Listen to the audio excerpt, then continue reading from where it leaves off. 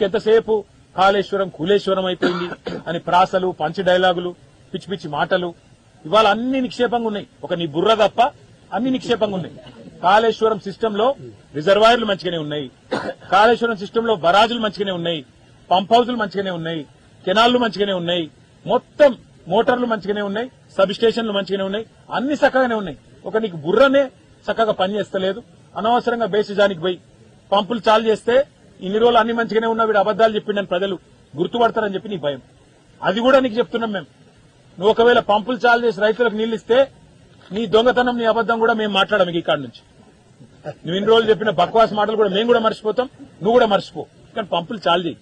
చాలు చేసి ఈ కరీంనగర్ గాని, నిజామాబాద్ గాని, నల్లగొండ గాని, వరంగల్ గాని ఉమ్మడి జిల్లాలు వాటి మీద ఆధారపడ్డ లక్షలాది ఎకరాల పంట, లక్షలాది గొంతులు ఎండిపోయే పరిస్థితి, కరెంటు ఉత్పత్తికి ప్రమాదం వచ్చే పరిస్థితి, వీటిని ప్రభుత్వాధినేతగా రాష్ట్ర ముఖ్యమంత్రిగా నివారణ చేయగలిగేది. ఎందుకంటే మీరు ఒక్క ఇషారా ఇవాళ కేసీఆర్ గారు మాకిస్తే మేము పంపులు చాలు చేయడానికి మేము రెడీగా ఉన్నాం.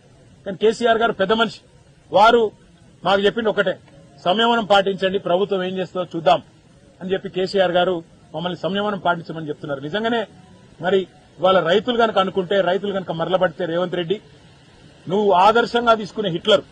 నేను అడిగిన ఒక పెద్ద మనిషిని, ఈ రక్తంలో లేదని అడిగిన నేను, ఈ రక్తం జల్లుమంటాడు ఏంది ఈయనకేమైనా పిచ్చా అంటే ఒక పెద్ద మనిషి చెప్పిండు, సార్ ఇదివరకు హిట్లర్ అంటాడు ఒకడు ఉండే, వాడు కూడా గిట్లే చేసిండు, ఆయనకు ఆదర్శం అంటాడు హిట్లరు.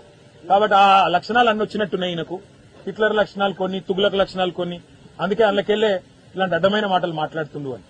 నిజంగా రక్తమే కావాలంటే రక్తం కూడా ఇస్తాం, తీసుకో, కానీ రైతులకు నీళ్లు ఇమ్మని చెప్పి మళ్ళొకసారి చెబుతూ, మరి మా మీడియా మిత్రులతో కూడా ప్రార్థన, దయచేసి ఇన్ని జలాశయాలున్నాయి, దయచేసి మీరు కూడా మీ కెమెరా మిత్రులకు చెప్పి అక్కడ కన్నెపల్లి దగ్గర వృధాగా పోతున్న నీళ్లు మా మాట మీ మాట కాదు, మీరు కావాలంటే ఆ కెమెరా ద్వారా ప్రజలకు చూపెట్టాలని చెప్పి కూడా కోరుతూ, మమ్మల్ని పట్టుకొని మా పార్టీ నాయకత్వాన్ని పట్టుకొని రక్తం, మా రక్తమట తీసుకొని పంటల మీద జల్లితే పంటలు పండుతాయట.